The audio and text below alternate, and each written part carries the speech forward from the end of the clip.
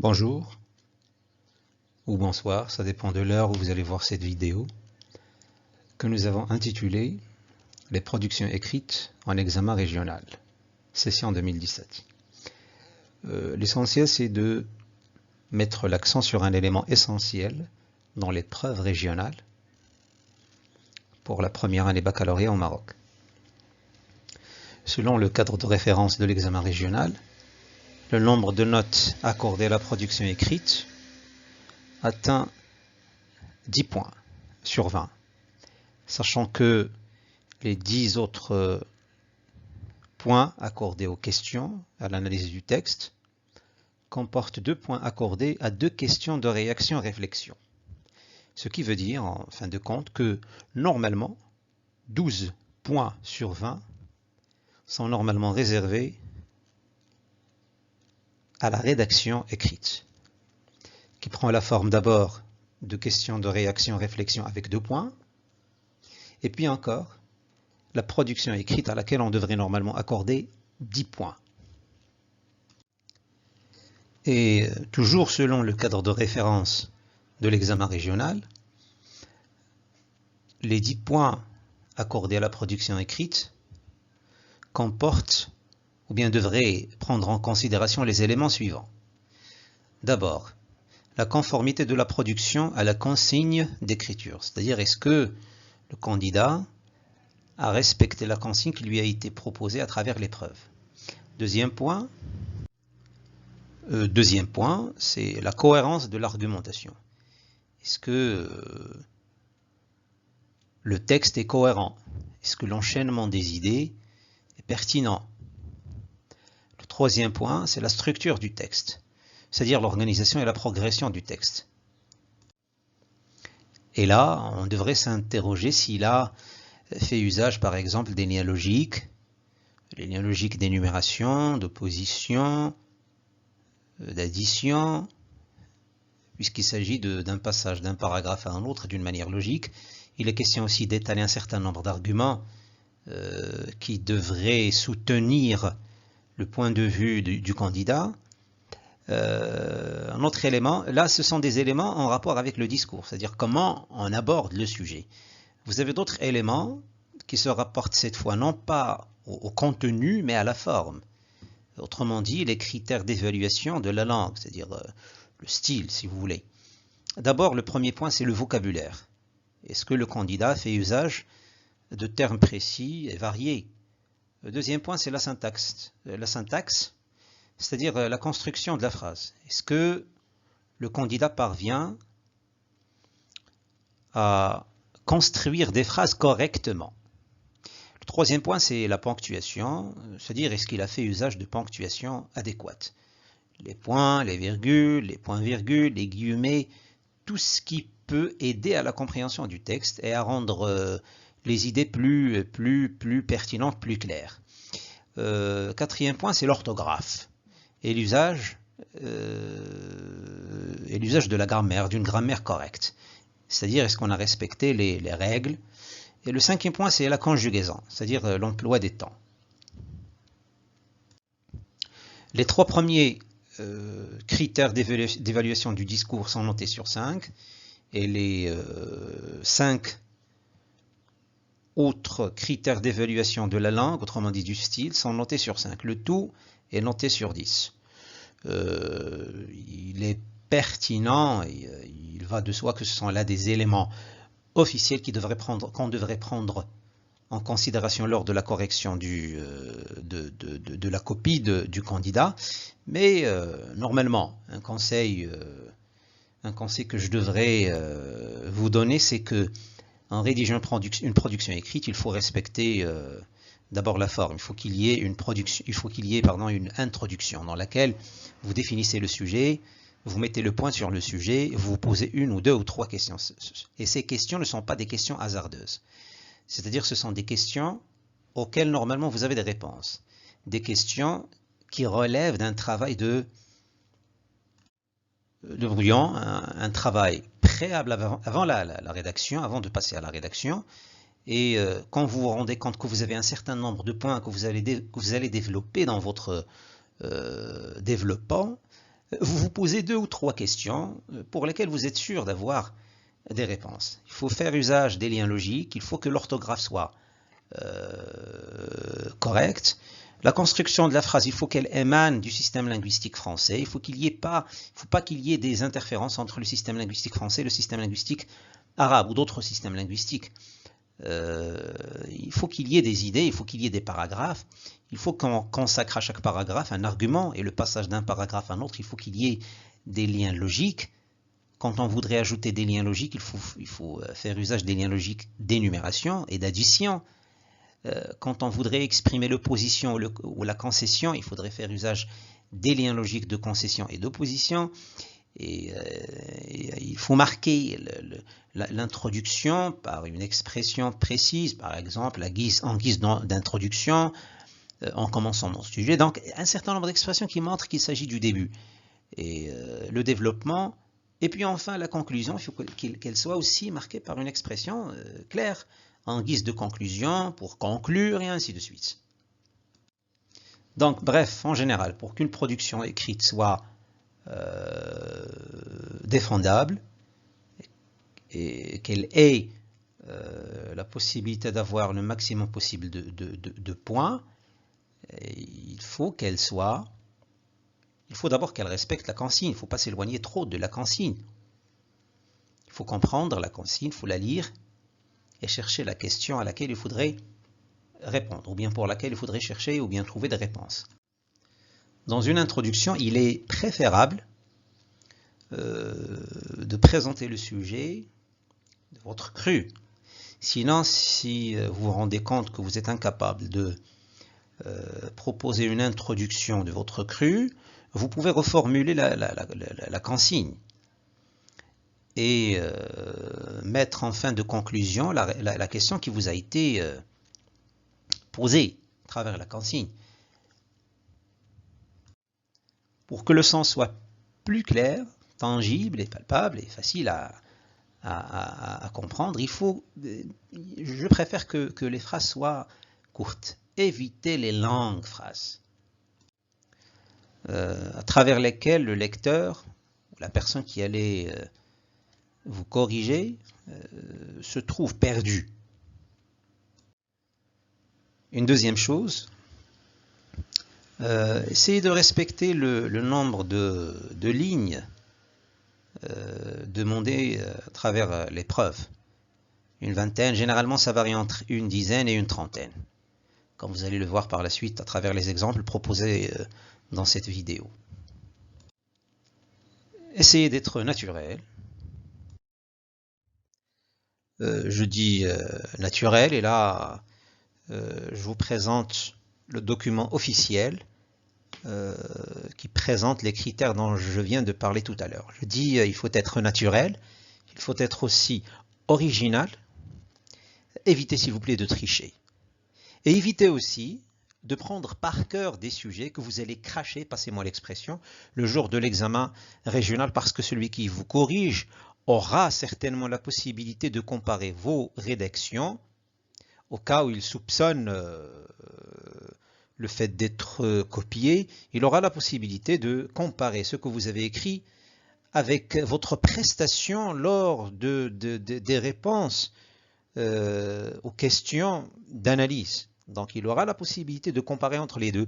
Et quand il se rend compte qu'il y a un décalage flagrant entre votre style lorsque vous avez répondu aux questions de compréhension, de réaction, ainsi de suite, par rapport à votre rédaction au niveau de la production écrite, là vous allez l'inciter à chercher sur Internet, à prouver pour lui-même d'abord que le texte a été triché. Si jamais il se rend compte que le texte se trouve en intégralité sur Internet, chose qu'on pourrait facilement chercher, à ce moment-là vous risquez d'être sanctionné, non pas seulement d'avoir 0, mais aussi d'être sanctionné et d'être interdit de passer cette année l'examen régional et d'être dans l'obligation de redoubler toute l'année. Donc évitez s'il vous plaît 2 choses. D'abord de tricher et en deuxième lieu de cracher des sujets tout faits, tout rédigés, essayez d'être original. Cela n'empêche pas que vous fassiez des lectures personnelles et que vous preniez des notes et que vous essayez de vous entraîner à rédiger, à écrire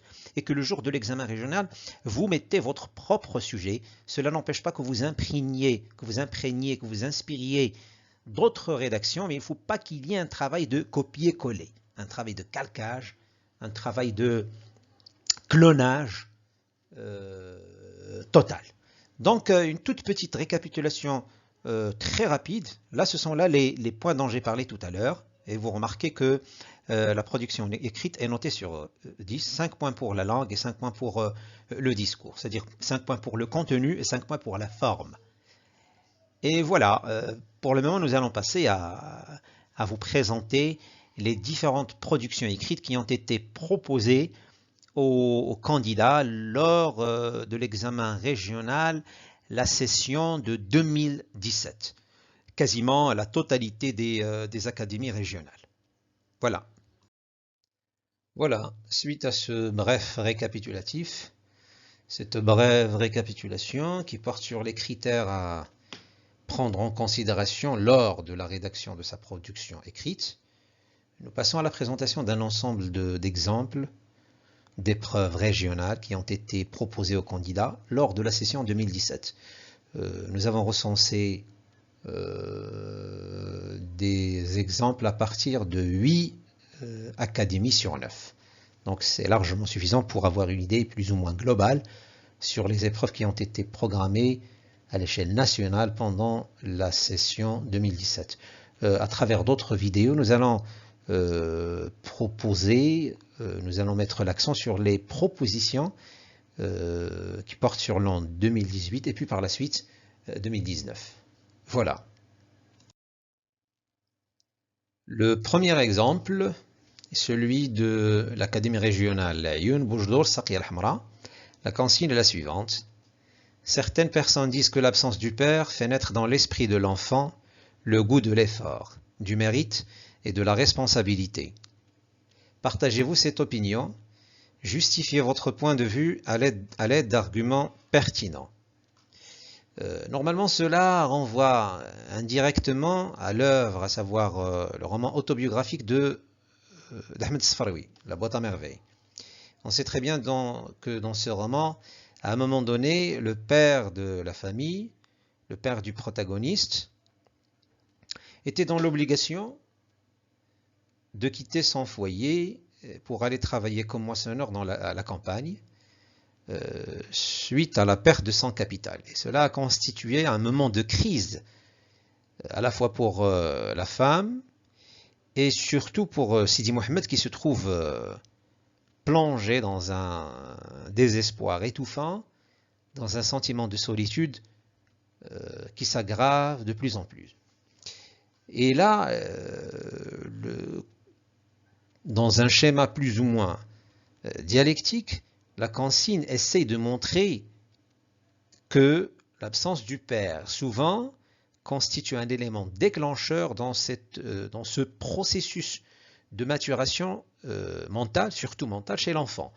Et que l'absence du père pousse l'enfant, très souvent, à être responsable de ses actes, à prendre sa responsabilité, d'être autonome, d'être indépendant dans ses choix, dans ses actes.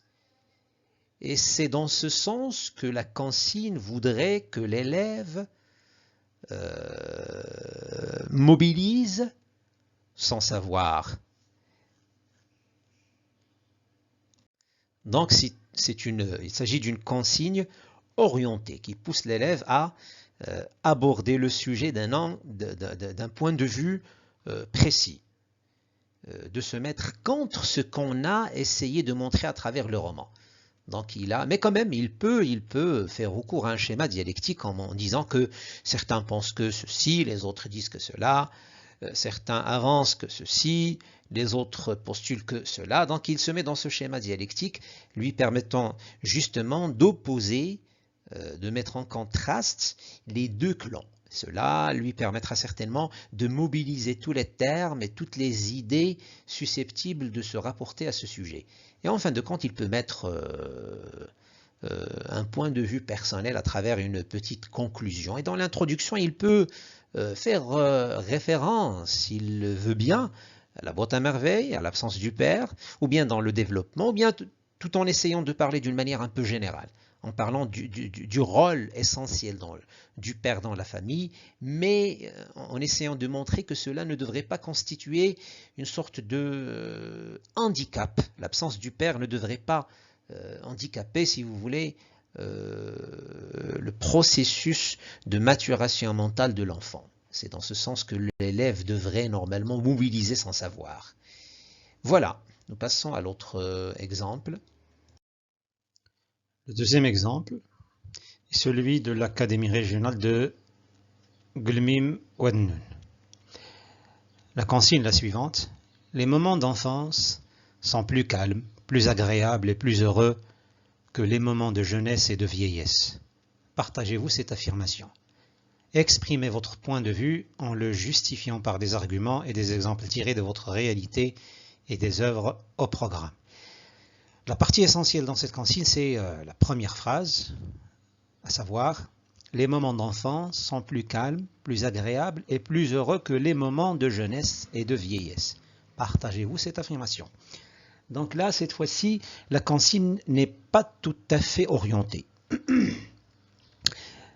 Puisqu'on demande au candidat d'exprimer son point de vue vis-à-vis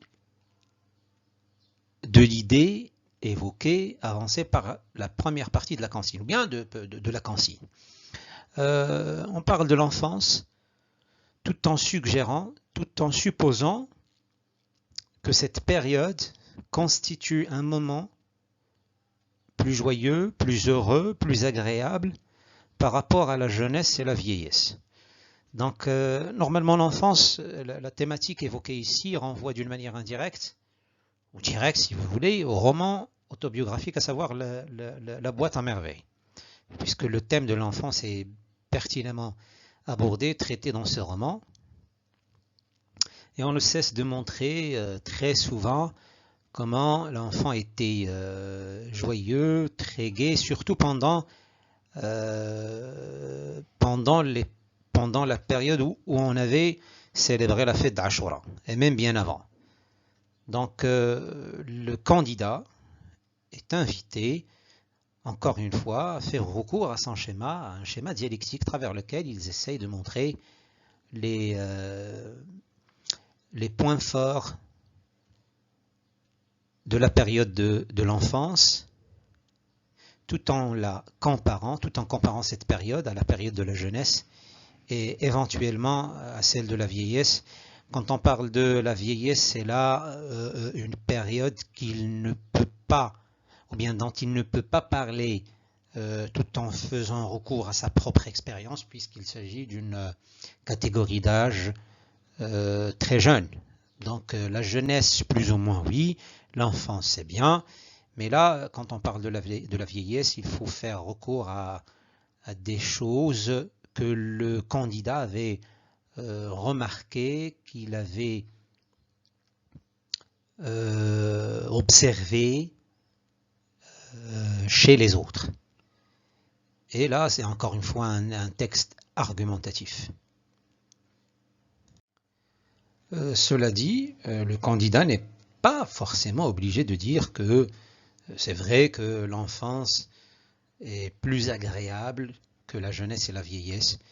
Il est normalement censé montrer les avantages de l'enfance et celle aussi de la jeunesse, et en parlant aussi de la vieillesse, elle a aussi des avantages, puisqu'on se trouve entouré de membres de famille, on est expérimenté, on a de l'expérience, on vient demander de l'aide, des conseils, donc normalement, mais il a aussi des inconvénients, surtout lorsqu'on parle de l'état sanitaire. Donc il y a énormément de points à évoquer en parlant de l'enfance et de la jeunesse et de la vieillesse. Et voilà. Le troisième exemple est celui de la région de Casablanca. La consigne est la suivante. Certains parents sont incapables de répondre à tous les désirs et les besoins de leurs enfants. Or, ces derniers n'acceptent pas cette situation et se montrent de plus en plus violents envers leur père et mère. Jusque-là, on peut dire que la consigne a pris fin, mais il y a des exemples proposés par la consigne, à savoir Polynice et son père, aimant et créant. Donc, Polynice et son père, aimant et créant, son père aussi, ce sont là deux exemples cités à travers la tragédie moderne Antigone, qui constitue l'une des œuvres programmées pour la première année baccalauréat. Donc, ce sont des exemples qui lient la consigne à l'une des œuvres programmées. Que pensez-vous du comportement de ces enfants? Et là, le mot-clé dans cette consigne, c'est la violence. Et le mot désir. Et la question que l'on devrait se poser, est-ce que les parents sont obligés de satisfaire tous les besoins, tous les caprices, si vous voulez, de leurs enfants?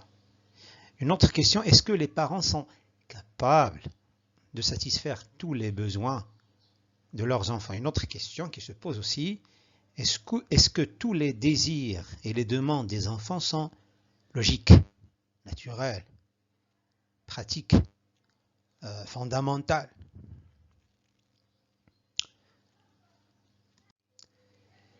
Une autre question qui se pose aussi, et qui c'est la question la plus importante, est-ce que lorsque les parents se trouvent incapables de satisfaire les besoins de leurs enfants, est-ce que ces derniers devraient faire recours à la violence? Et là, c'est l'élément essentiel dans cette production écrite. Donc, il faut parler du besoin et de la possibilité de satisfaire ces besoins et de la solution possible à laquelle les enfants devraient faire recours pour inciter leurs parents à satisfaire leurs besoins. Ce sont là des questions, normalement, entre autres, auxquelles il faudrait répondre pour aborder, pour traiter, pour développer ce sujet.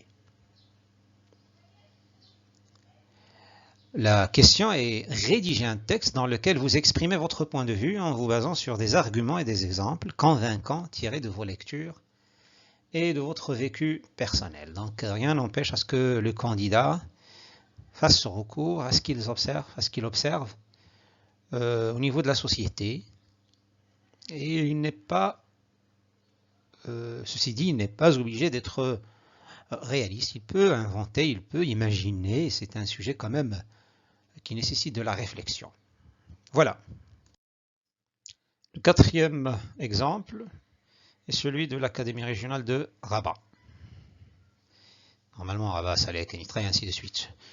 Selon certains, comme dans le dernier jour d'un condamné, la sévérité de la justice suffit pour lutter contre la violence et la criminalité.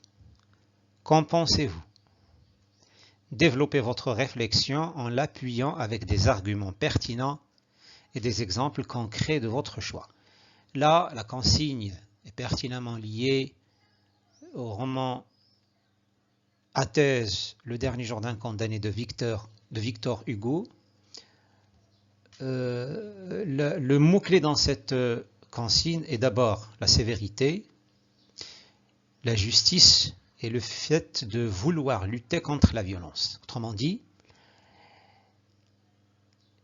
est-ce que le recours à la violence,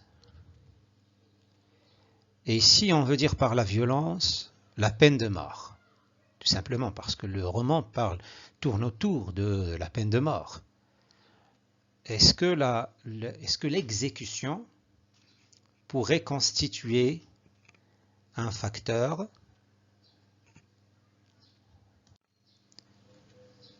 pour diminuer le taux de violence et de criminalité au niveau de la société? Autrement dit, est-ce que le fait de donner l'exemple permettra d'interdire ou de prévenir des actes violents et criminels? Est-ce que cela pourrait protéger la société contre la propagation de la violence et du crime. Est-ce que le fait de punir l'individu au nom de la loi pourrait protéger la société? Est-ce que le recours à la rigueur de la loi d'abord, pourrait protéger la société? Est-ce qu'il ne faudrait pas faire recours à d'autres moyens moins barbares? Et j'emprunte l'expression à Victor Hugo, moins barbare que la peine de mort, pourrait corriger l'attitude humaine. Est-ce que la communication, le dialogue, l'éducation, l'enseignement, et j'en passe, pourraient normalement constituer des alternatives pour protéger la société, au lieu de faire recours à un moyen unique, ultime, à savoir la violence physique et morale, et qui prend parfois des dimensions tragiques lorsqu'il s'agit de la peine de mort. Ne faut-il pas penser à d'autres moyens plus humanistes, plus humanitaires, au lieu de décapiter des gens pour protéger la société? Voilà un certain nombre de questions qui devraient permettre au candidat de développer sa réflexion, de rédiger sa production écrite. Voilà. Là, on arrive à l'exemple proposé par l'Académie Marrakech Safi. Là, on remarque qu'il y a deux sessions, à savoir la session normale et celle du rattrapage. Là, je devrais signaler une chose, lorsqu'on parle de session de rattrapage, ce n'est pas une session que l'élève, que le candidat pourrait passer automatiquement une fois sa note n'atteint pas le seuil. La session de rattrapage est dédiée uniquement à des cas très spéciaux, très urgents. On peut parler en termes, par exemple, de candidats qui ont été hospitalisés, accidentés le jour de l'examen régional, très souvent, pour des raisons sanitaires. Voilà, la session normale, la consigne est la suivante. On entend dire assez souvent que les gens qui se lèvent tard sont des paresseux et des fainéants qui n'arriveront jamais à réussir dans leur vie. Partagez-vous cette opinion? Là, normalement, on devrait aborder le sujet de l'organisation du temps, le rythme quotidien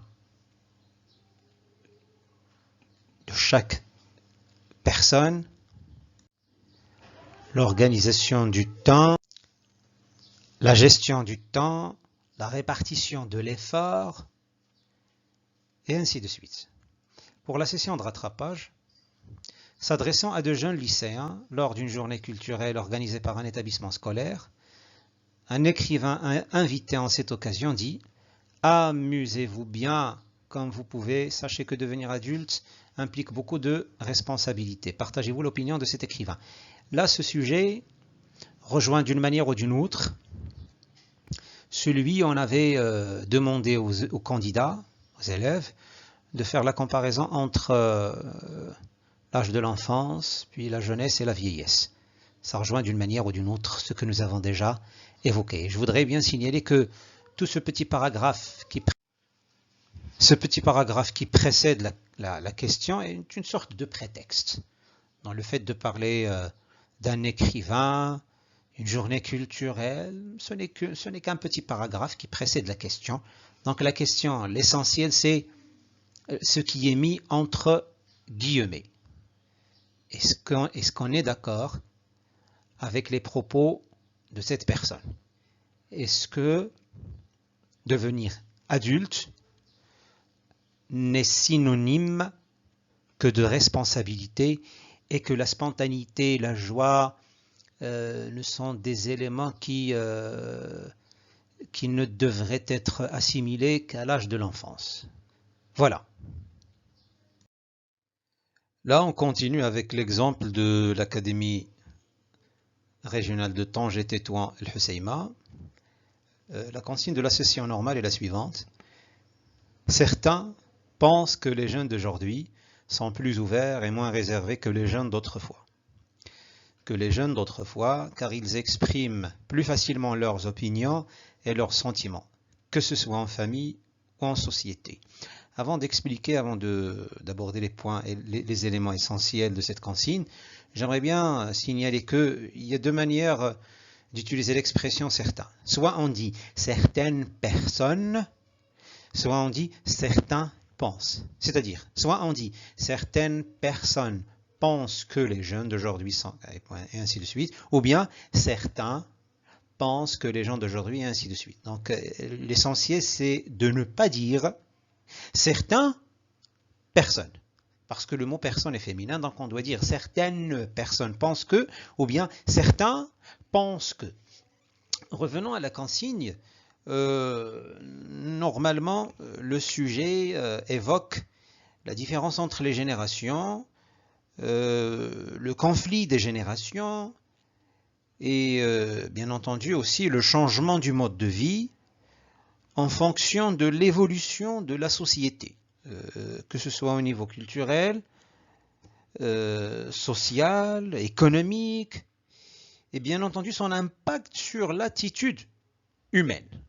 Donc, est-ce que les jeunes d'aujourd'hui sont beaucoup plus confiants, ont beaucoup plus de confiance en soi par rapport aux jeunes d'autrefois?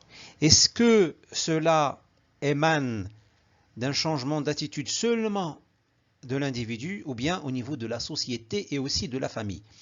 On peut aussi proposer le fait que les parents d'aujourd'hui écoutent beaucoup plus leurs enfants qu'autrefois. C'est une hypothèse parmi d'autres. Donc, ce sont là les éléments qu'il faudrait évoquer en traitant, en abordant ce sujet. La session du rattrapage. Certaines personnes ne manifestent aucun intérêt ni sentiment envers les difficultés et les malheurs des autres. D'autres, au contraire, se montrent solidaires, bienveillants envers les autres. Qu'en pensez-vous? Donc là, le sujet aborde la thématique de la solidarité. Et la solidarité, j'aimerais bien signaler que la solidarité ne devrait pas prendre toujours une notion seulement et uniquement et exclusivement matérielle, c'est-à-dire en matière d'argent.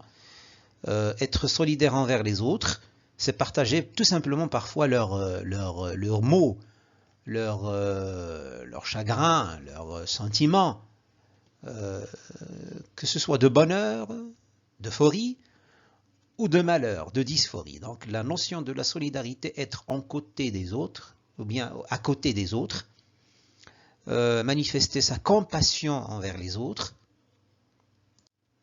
Je dis manifester sa compassion envers les autres est l'un des points qu'il faudrait développer en essayant de traiter ce sujet.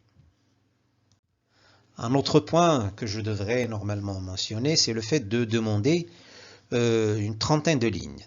Et dans d'autres, on remarque qu'on demande une dizaine de lignes. Donc normalement, ça varie entre une dizaine et une trentaine. Mais on remarque que toujours on demande des arguments. Ce qui montre que la production écrite à l'épreuve régionale est argumentative. Voilà. Arrivant à la région, ou bien à l'Académie régionale de Souss-Massa, on remarque encore une fois la présence de deux sessions. Celle normale, où on dit les parents doivent laisser leurs enfants vivre librement leur adolescence. Là, c'est l'énoncé de départ. Partagez-vous ce point de vue. Là, on laisse au candidat, à l'élève, la liberté totale d'aborder le sujet comme il veut. Donc, mais normalement, là, on parle de la notion de la liberté. Est-ce qu'on devrait accorder la liberté totale aux jeunes?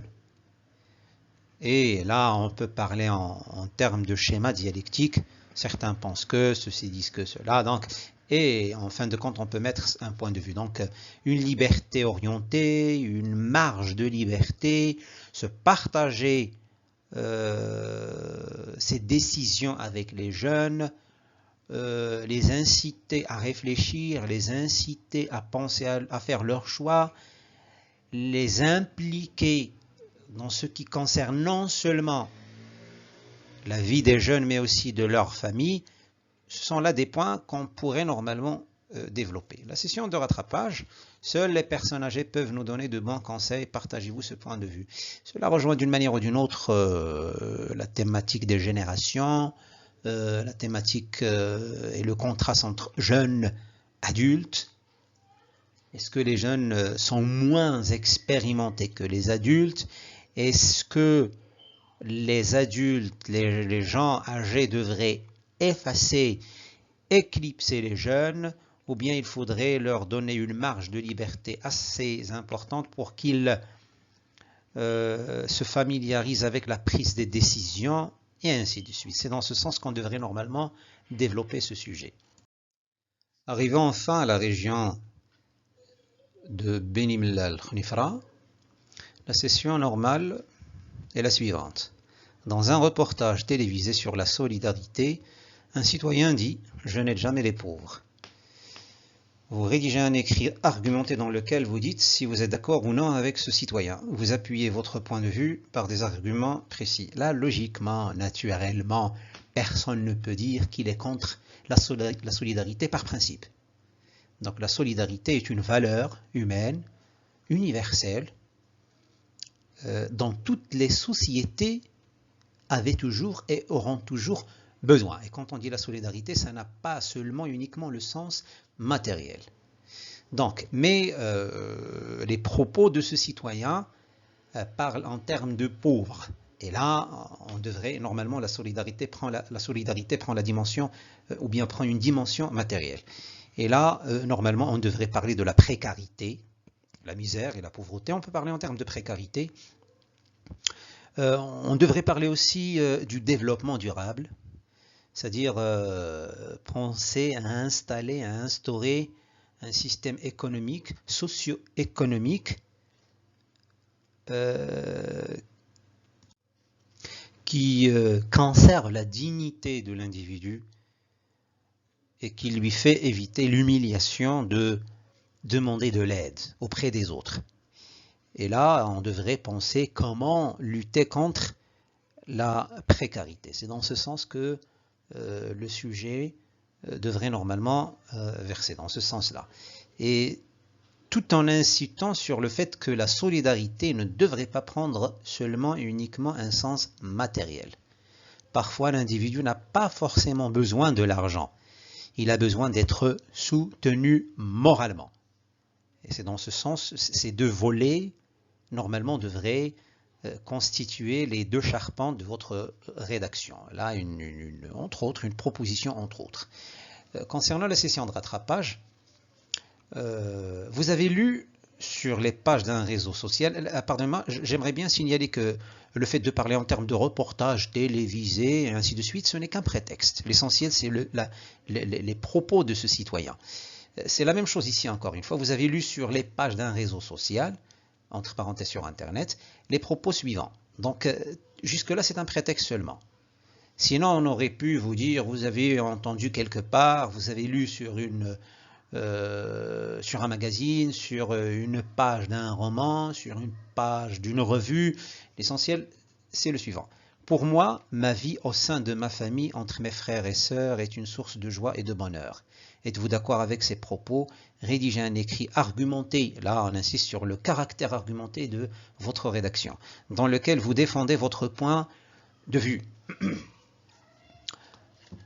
Là, ça rejoint d'une manière ou d'une autre, encore une fois, la boîte à merveilles et aussi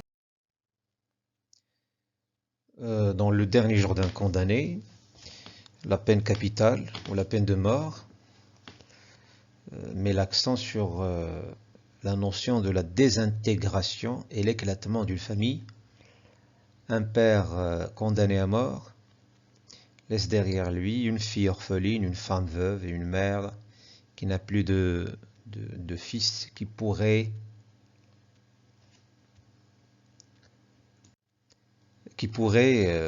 prendre soin d'elle. Cela rejoint aussi, d'une manière ou d'une autre, la boîte à merveilles dans la mesure où le voyage du père, suite à la perte de son capital, et qui était obligé d'aller travailler comme moissonneur à la campagne, son absence, même momentanée, a failli, bien a affaibli l'intégrité de sa famille. La notion de la joie et l'équilibre de la société est un élément aussi à évoquer dans cette production écrite. On peut évoquer dans ce sens des types sociaux qui se mettent en situation de contradiction et de contraste avec la notion de la famille et de l'intégrité de la famille, de la joie. Citons à titre d'exemple les enfants en situation difficile, les enfants sans abri. Citons aussi les orphelinats comme étant des institutions et des espaces où normalement on essaie de compenser d'une manière ou d'une autre cette joie perdue suite à l'absence de la notion de la famille. On peut également parler en termes de répartition des rôles au sein de la famille,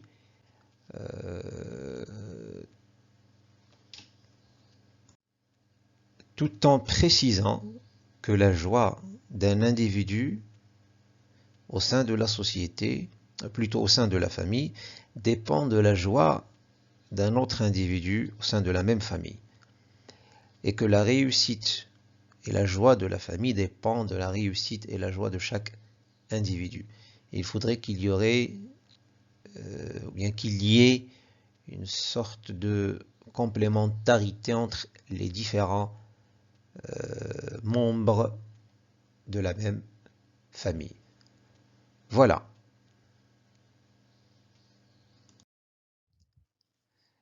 Terminons ce récapitulatif, ce petit document, cette vidéo à travers laquelle on avait essayé de recenser les épreuves régionales qui ont été proposées aux candidats en session 2017. J'aimerais bien rebondir sur les éléments ou bien les facteurs de la réussite d'une production écrite, que ce soit au niveau du discours, que ce soit au niveau de la langue.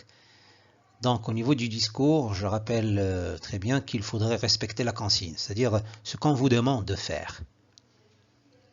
Et ne pas être piégé par les prétextes qui précèdent la question principale. Il faut s'attaquer à la question et ne pas faire abstraction, si vous voulez, du prétexte, si nécessaire. Sinon, ce petit paragraphe qui précède la question n'est qu'un prétexte. Vous pouvez l'investir, le mobiliser en le reformulant, en l'introduisant dans votre introduction, comme vous pouvez produire votre propre introduction. Voilà, vous avez la cohérence et l'argumentation. On a remarqué que durant toutes les consignes que nous avons présentées dans cette vidéo, toujours on demande aux élèves de rédiger un texte argumentatif. Et quand on dit l'argumentation, il y a la structure du texte, c'est-à-dire l'organisation, le passage d'un paragraphe à un autre, d'un argument à un autre, en faisant usage de liens logiques et une conclusion qui résume, à travers laquelle on peut donner éventuellement notre point de vue, avec des expressions qui montrent qu'il s'agit de la fin de la rédaction, tout en respectant le nombre de lignes qui varie entre une dizaine et une trentaine, selon les exemples présentés dans cette vidéo officiellement. Donc, quant à la langue, il faut s'intéresser au vocabulaire, il faut éviter les fautes. Les fautes de choix. Il faut savoir choisir les expressions en parfaite adéquation avec la thématique évoquée dans le sujet. Vous avez la syntaxe, c'est-à-dire la construction de la phrase. Vous avez la ponctuation. Un texte sans ponctuation, c'est de l'eau qui coule, donc normalement, le texte, on devrait marquer des pauses avec des points, des virgules, des points guillemets, si nécessaire, des virgules, des points-virgules pour expliquer, ainsi de suite. Donc la ponctuation est un élément essentiel. Ce n'est pas un simple, ce ne sont pas des simples marques typographiques, mais ça contribue à la compréhension. Vous avez l'orthographe, évitant un mot dont je ne suis pas sûr de l'écriture, c'est un mot à éviter. Et je ne devrais pas rester prisonnier d'un choix que j'ai fait, d'une sélection que j'ai faite. Je peux varier les expressions et je préfère choisir un mot dont l'écriture est correcte que de proposer un terme qui pourrait être plus pertinent, mais dont l'orthographe n'est pas forcément correcte. D'accord. Donc la conjugaison, on parle de conjugaison des verbes, et la mise en forme, c'est-à-dire il faut que le texte soit pertinent au niveau de la forme. Il faut qu'il y ait une introduction, un développement, une conclusion, et n'oubliez pas la marge que vous devriez laisser à gauche de votre feuille. Je vous souhaite bonne chance et je vous dis à la prochaine, Inch'Allah. Merci de votre écoute.